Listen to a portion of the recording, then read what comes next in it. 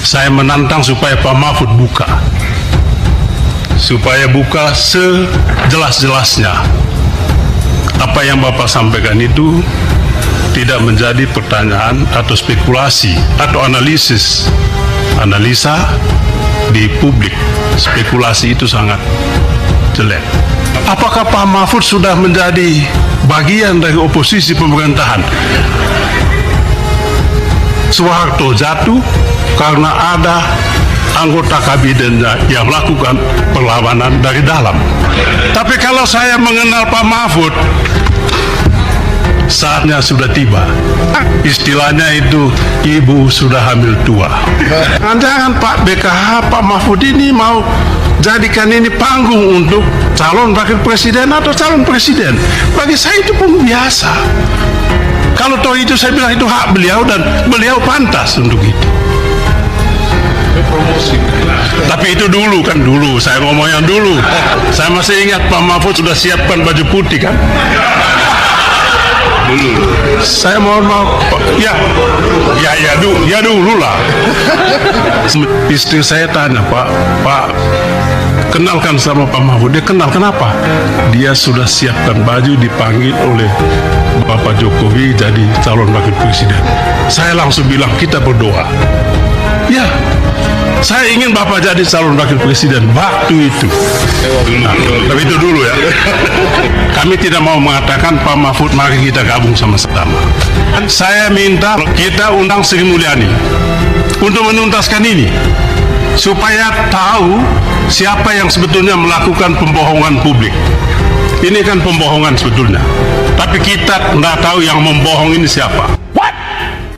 Indonesia sejak dulu kala tetap dipuja-puja bangsa. Senang sekali Pak Mahfud, apa yang tadi disampaikan saya mengikutinya dengan cermat. Saya dengan Pak Mahfud ini kurang lebih 5 tahun sama-sama di komisi ini juga. Saya tahu beliau, Pak Trimedia Panjaitan juga. Saya tahu siapa beliau, tapi pada masa itu. Setelah itu saya tidak lagi mengetahuinya lebih baik.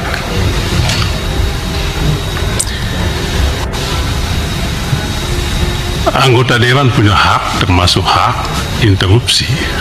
Itu diatur dalam undang-undang ini. Supaya jangan ada anggapan kita bikin-bikin. Yang kedua, hak bertanya.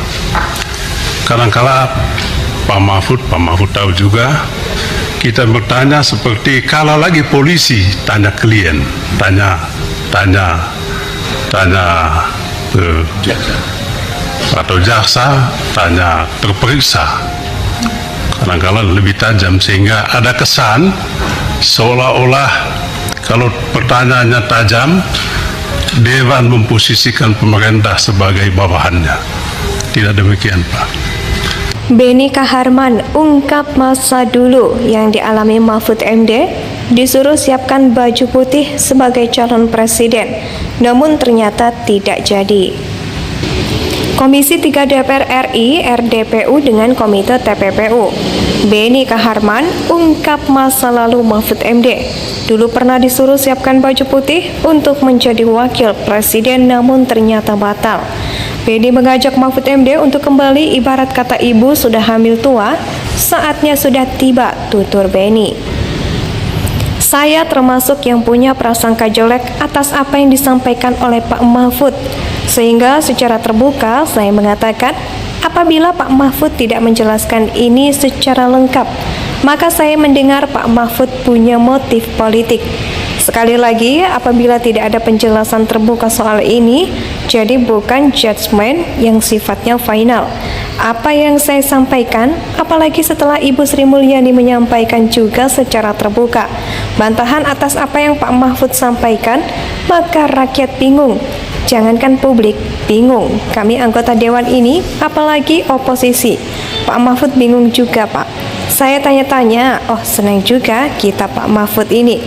Sama halnya juga, kalau DPR atau anggota tidak bertanya, tidak berarti anggota Dewan adalah bawahan pemerintah atau rubber stamp pemerintah. Tidak. Kadang-kala kita tidak tanya, kita amini. Yang kedua, saya ingin dua bagian juga, mohon waktu Pak Ketua, agak panjang, sebab Pak Mahfud yang terhormat secara terbuka kepada khalayak ramai menyampaikan ingin menantang Saudara Beni, Saudara Arsusani, dan Saudara Arteria Dahlan. Saya pun menjawab, saya siap menantang. Terima kasih banyak. Bukan untuk siapa-siapa, untuk Indonesia, untuk rakyat. Jadi tidak ada prasangka, tidak ada masalah personal, saya dengan Pak Mahfud ataupun Pak Mahfud dengan saya. Saya menantang supaya Pak Mahfud buka. Supaya buka sejelas-jelasnya. Apa yang Bapak sampaikan itu tidak pertanyaan atau spekulasi atau analisa di publik. Spekulasi itu sangat jelek. Ada kawan baru juga. Apakah Pak Mahfud sudah menjadi bagian dari oposisi pemerintahan? Soeharto jatuh karena ada anggota kabinet yang melakukan perlawanan dari dalam.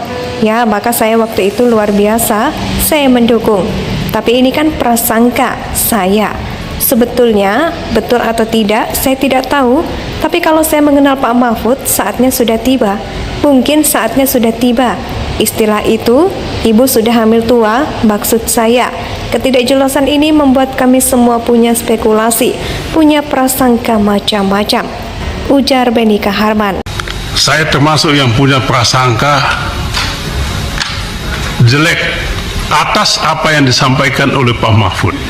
Sehingga secara terbuka saya mengatakan, apabila Pak Mahfud tidak menjelaskan ini secara lengkap, maka saya menengarai Pak Mahfud punya motif politik. Sekali lagi, apabila tidak ada penjelasan terbuka soal ini, jadi bukan judgement yang sifatnya final, hipotetik apa yang saya sampaikan. Apalagi setelah Ibu Sri Mulyani menyampaikan juga secara bantahan atas apa yang Pak Mahfud sampaikan, maka rakyat bingung, jangankan publik bingung. Kami yang anggota Dewan ini, apalagi oposisi Pak Mahfud, bingung juga. Malah saya tanya-tanya, oh senang juga kita Pak Mahfud ini, ada kawan baru juga. Apakah Pak Mahfud sudah menjadi bagian dari oposisi pemerintahan? Soeharto jatuh karena ada anggota kabinetnya yang melakukan perlawanan dari dalam. Ya, maka saya waktu itu Pak Mahfud, luar biasa Pak Mahfud, saya mendukung. Tapi ini kan prasangka saya, betul atau tidak saya tidak tahu. Tapi kalau saya mengenal Pak Mahfud, saatnya sudah tiba. Ya, mungkin saatnya sudah tiba. Istilahnya itu, ibu sudah hamil tua. Bukan saya itu yang ngomong revolusi, bukan saya. Maksud saya, ketidakjelasan ini membuat kami semua punya spekulasi, punya prasangka macam-macam. Ini yang kami sesalkan sebetulnya. Jadi bukan soal Pak Mahfud ini, Pak Mahfud mesti jelaskan dong kenapa Pak Mahfud ini, yang saya mau jelaskan kepada Pak Ivan waktu itu ya. Saya tanya, Pak Menko itu adalah ketua komite. Tugasnya jelas, saya baca Bapak. Saya baca itu. Zaman Pak SBY dulu. Susilo Bambang Yudhoyono presiden membuat ini. Saya baca. Tugasnya itu melakukan koordinasi. Anggotanya juga jelas. Menkeu anggota. Kalau ada masalah dengan yang berkaitan dengan Menkeu, apa salahnya yang terhormat Pak Menko, ketua komite, panggil yang bersangkutan. Ada temuan ini di lingkungan Kemenkeu. Tolong pertanggungjawabkan dan selesaikan. Itu dalam logika saya sebagai anggota dewan yang menjalankan fungsi pengawasan. Mengapa tidak itu dilakukan? Itu pertanyaan saya sama Pak Ivan. Maka kalau ini tidak ada penjelasan, maka dugaan saya tadi bahwa Pak Mahfud punya motif politik tidak terbantahkan. Itu satu. Yang kedua Pak Mahfud, Bapak kan pejabat publik, wajib menyampaikan informasi publik.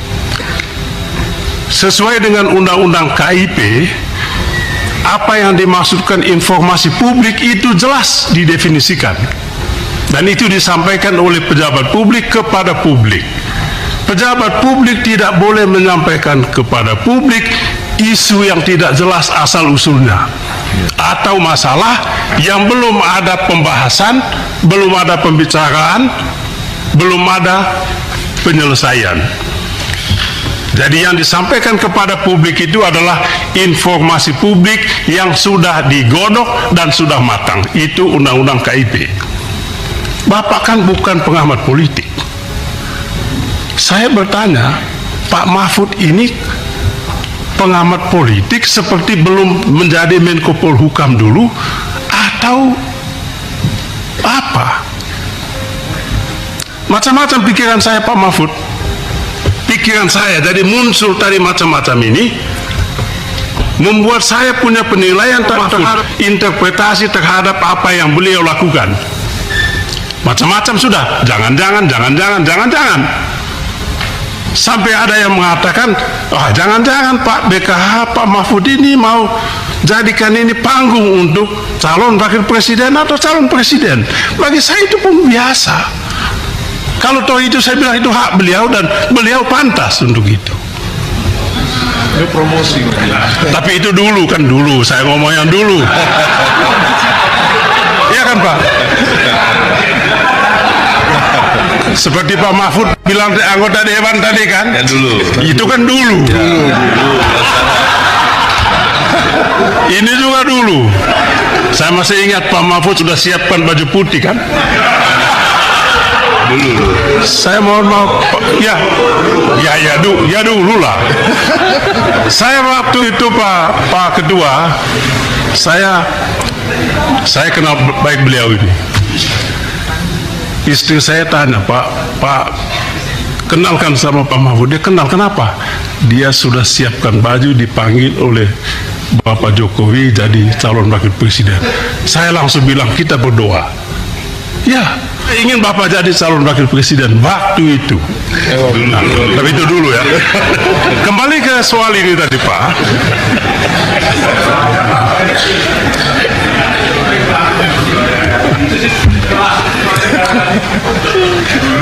Kembali ke soal ini tadi, ya,